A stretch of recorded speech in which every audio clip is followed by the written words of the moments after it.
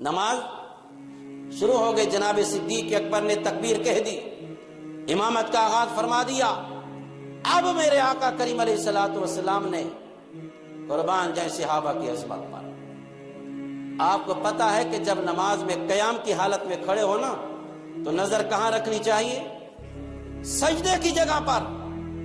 قربان جائیں صحابہ تکبیر تحریمہ کہہ کے ہاتھ باندھ کے کھڑے ہوئے ہیں، لیکن ان کے دلوں کا کعبہ مصطفیٰ کا حجرہ ہے، دل ادھر لگا ہوا ہے۔ اب جب اقامت ہو گئی، جناب صدیق اکبر نے نماز شروع کر دی۔ اب میرے آقا علیہ السلام نے پردے کو ہٹایا۔ میں دیکھوں تو صحیح کہ میرے صحابہ میرے یار غار کی امامت پہ متفق ہیں بھی صحیح ہے نہیں؟ حضور نے پردے کو سرکا۔ دو باتیں یہاں قابل ذکر ہے۔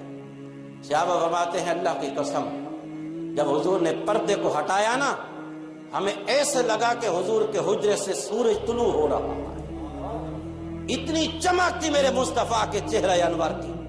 یار ذرا سا پردہ ہٹایا، فجر کی نماز ہے، اندھیرا ہوتا ہے فجر کی نماز میں۔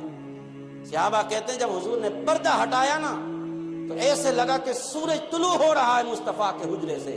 فرماتے ہم نماز کی حالت میں تھے، سب نے اپنے چہرے کو پھیرا اور مصطفیٰ کی جانب منہ کر کھڑے نماز کے اندر آئے، چہرہ مصطفیٰ کا دیکھ رہے ہیں۔